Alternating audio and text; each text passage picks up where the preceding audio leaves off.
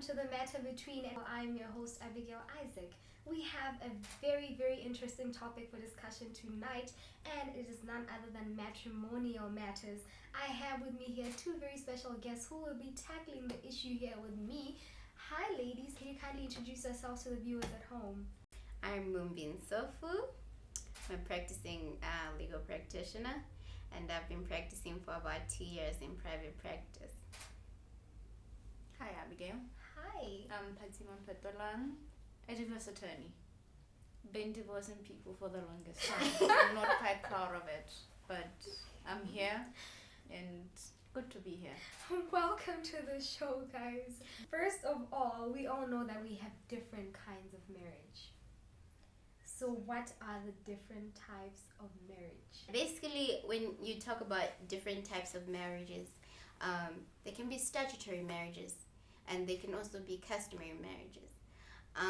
Customary marriages are those solemnized in terms of customary law. Mm-hmm. In Botswana, we have so many tribes, and you can marry accordingly. Like what is allowed is different in each tribe.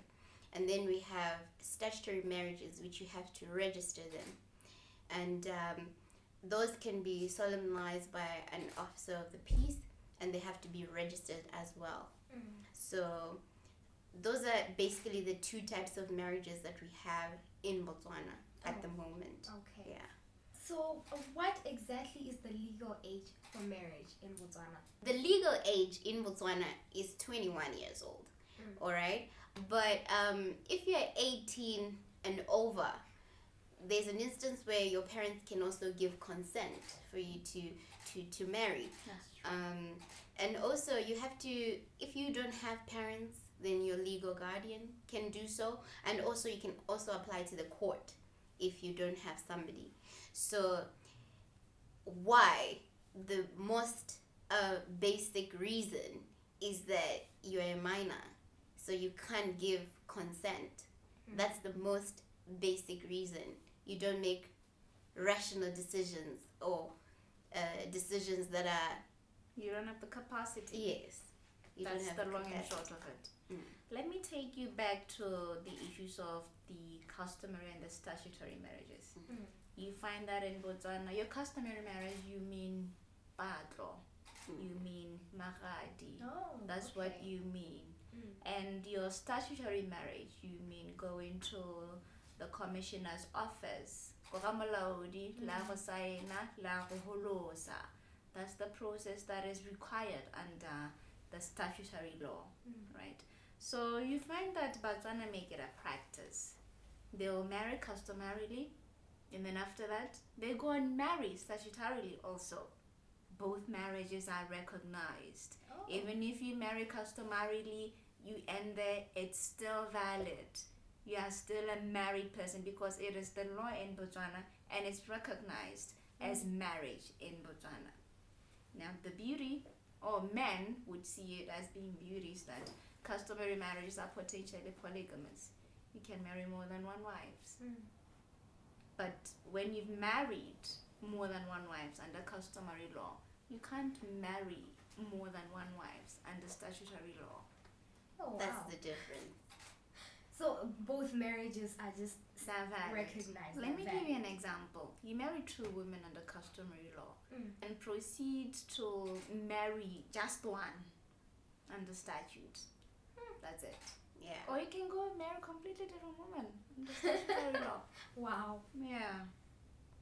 Maybe we can say that's where the law needs a bit of a reform, because it's coming into a society and it's seemingly causing some sort of problems. That's where we really need to look into it. Okay. So what are the courts what are the specific courts that deal with matrimonial matters? Customary laws also have the power to deal with customary marriages, but only customary marriages. Common law marriages, those are, they take them to the high court, naturally. The reason why there's this also distinction is that under customary law, different customary courts in different parts of the country are able to deal with that matter, and the witnesses will readily be available within that same area. So that's why customary marriages are dealt with under customary courts. Oh, Yes, where as opposed to common law marriages, which are then taken to the high court. So I've always heard this term, I've always heard it on TV, even some people just talking about it, but I personally don't know what it means. So what is annulment of marriage? When you annul, you are saying it never existed. You are wiping it off. How You does know that when- come about? When you've been married and then you divorce, you get the status of a divorcee. When you annul, you are saying this thing never happened And you're never married at all. because the requirements to make it a valid marriage were not met. To conclude it, it was never fully concluded to that element. Let me give you a simple example. A marriage is a contract. It's an agreement between two people. Yeah. I propose, or he proposes, I say yes, and then we go and we sign. And then there are other small things, small details that need to be fulfilled, despite the fact that we've already signed the register and we have been issued a marriage certificate. Consummation, those are one of the requirements. What is consummation of marriage? Sex. So those are one of the things that can actually say we've never consummated, we've never fully concluded this contract called marriage, and now I'm saying I want to show that requirement was not met, so it was never fully concluded. Let's wipe it off. Or you get an instance where it's a minor and the proper requirements were not met, consent was not sought. Or in an instance where he's already married and he wants to marry another woman, the second marriage will not be valid. You annul that other marriage. You don't get divorced. So an annulment simply says it never happened. We are going back to our original state. So, divorce. Well, the act gives you that prerequisite for you to say you are eligible to be granted a divorce. You'll be married, and when you're married, you have to go to court and satisfy certain requirements to say, my marriage is broken down irretrievably. I can no longer live with this person. And then the court will ask you, what are the grounds? What is happening in your marriage? What is happening in your home, in your household, in your bedroom? He cheats. He's an adulterer. That's one of the reasons why you can get a divorce. Or you say, he has deserted me. It's been more than 2 years. I don't know where he or she has gone. We've never lived together under the same roof for more than 2 years. That's the other one. Or you can simply say, his behavior is so grotesque. He behaves in a very, very, very unreasonable manner. I cannot live with him. So this is the part where you mud-sling one another. You say, he acts like this, I'm the positive person, he's the negative person. He does this when I try to do that. When I say his acts, there's absolutely no mix. But it should also be noted that it being a ground of divorce, adultery, funny enough, the law requires you to describe the irretrievable breakdown of marriage as, and you cannot live with this person. So it can be an instance where one party has committed adultery, but you can forgive them, okay? And you can live with them. Then in that case, you're free to move on with your lives. But you have to establish the fact that yes, he has committed adultery, and I cannot be expected to live with them. Just like in any other ground, there has to be that specification that no matter what he has done, he has deserted you or whatnot, and you can't be expected to live with that person. That's when you can be able to prove that, okay, this marriage has broken down irretrievably, and the court is at liberty to maybe grant you a divorce in that instance. Yeah. Now let's talk about the process of getting a divorce.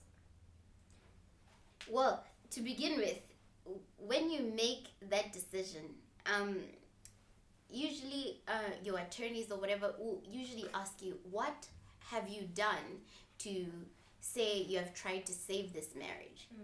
Have you called meetings with the family? They'll inquire. They're not quick to say, okay, let's go ahead and divorce. Because remember, these marriages are contracts also entered under the law. So as attorneys, we are also supposed to more or less protect the sanctity of marriage and the sanctity of that contract. We don't rush to quickly invalidate it, or so basically you before you start your summons and all those things, you need to ask yourself, have I done everything that I can to save this marriage? Yeah. Okay, so in a case where a husband and a wife built a family, they have kids, what happens to the kids, what happens to their property, if at all there was no prenup? You marry, there's a regime that you choose. You contract in or out of community of property. You decide whether you want to say his liabilities are my liabilities, his assets are my assets, and vice versa. You agree to be bound by that particular agreement that you sign when you contract. But the law has changed now. We'll get into that part. Right now, you have to choose whether you'll be in community of property, and it'll be in community of assets, in community of liabilities, and in community of loss.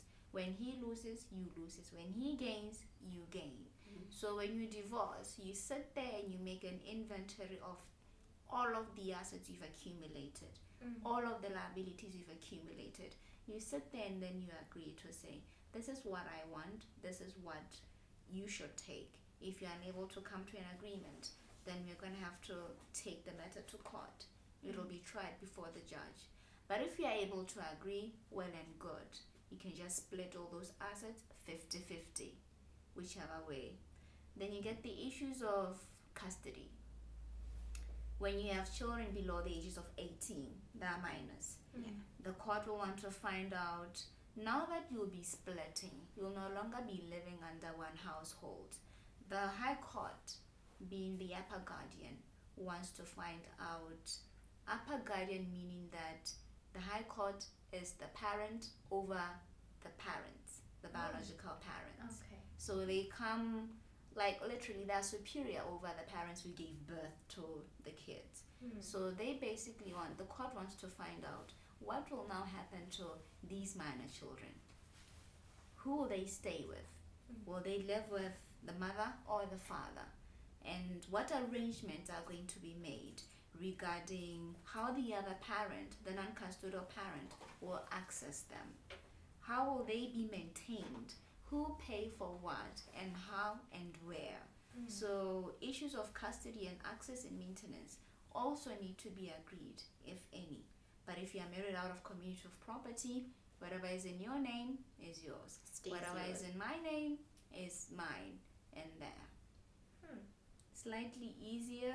However, you still have issues where you can say, I bought this thing jointly with him, even though we are married out of community of property. It doesn't mean that it's the end of the case. And for everyone who doesn't sign anything, the law just deems that you're married automatically out of community of property. Yeah. We have come to the end of this episode. Thank you so much for tuning in, and I would like to thank our wonderful guests for joining us tonight. And until we see you next time, it's a goodbye from